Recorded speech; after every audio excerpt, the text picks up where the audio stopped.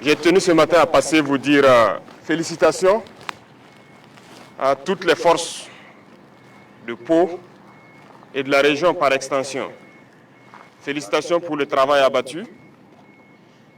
C'est l'une des régions les plus pacifiées et ça ne veut pas dire que c'est fini. Vous encouragez aussi à continuer le combat. C'est une zone très dense avec assez de forêts. Certes, vous avez pu faire reculer l'ennemi qui avait tenté de s'implanter ici. Et je souhaite que vous continuiez à patrouiller dans ces forêts, à vous assurer qu'il n'y a pas ces velléités de retour. Donc, je le dis, félicitations, mais mes encouragements pour la suite. J'espère que je me fais comprendre. Ce n'est pas parce que l'ennemi n'arrive plus à pénétrer que c'est fini. C'est une guérilla et ici nous sommes au Centre national d'entraînement commando. Un commando, il sait ce que ça veut dire les infiltrations. Donc l'ennemi est capable d'infiltrer. Il faut prendre cette donnée en compte et rester donc en permanence en veille. Après cela, je souhaite que chacun puisse méditer encore son engagement. Son engagement parce que nous avons une guerre qui nous a imposée. Et aujourd'hui, plus que jamais, je pense que toutes les forces qui combattent doivent comprendre pourquoi nous nous battons. Et je dis souvent aux chefs d'éléments de pouvoir expliquer aux hommes pourquoi on se bat.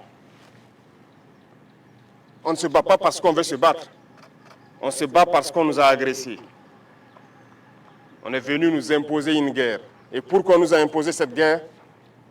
Je pense que tout le monde doit le comprendre. Parce qu'on veut de nos terres sans nous. Et ça n'a pas commencé aujourd'hui.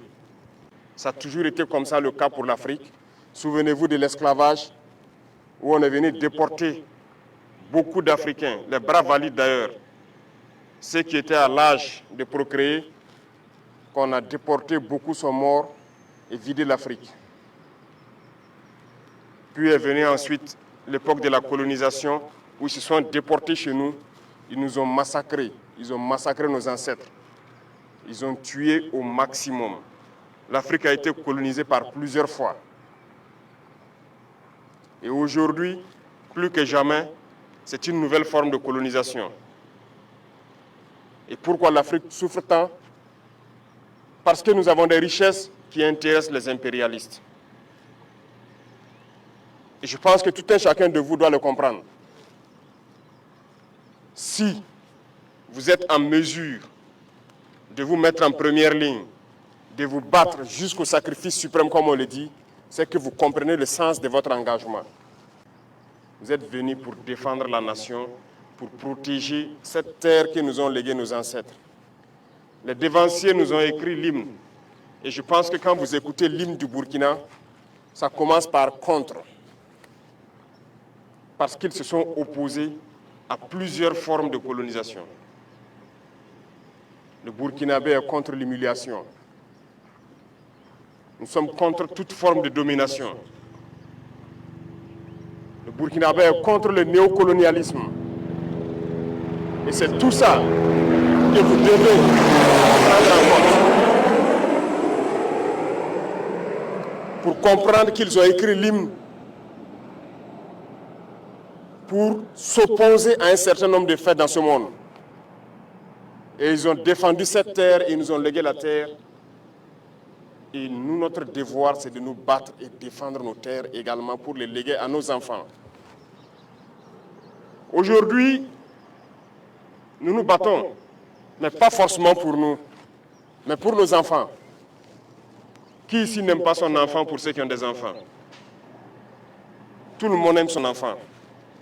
Si un danger devrait arriver à un enfant, le papa préfère prendre le danger pour épargner l'enfant. C'est pour dire que le père préfère mourir pour que son enfant survive.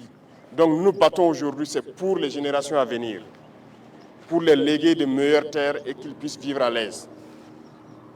Donc il n'y a pas de réserve dans ce combat. nous nous opposerons à tout ce que ces dominateurs veulent nous imposer. Et vous devez continuer à vous battre pour ça. Écoutez bien notre hymne. Et ça doit vous donner plus de motivation. Engagez-vous, parce que je le dis souvent, le Burkina est très riche. Aujourd'hui, nous avons grandi en effet.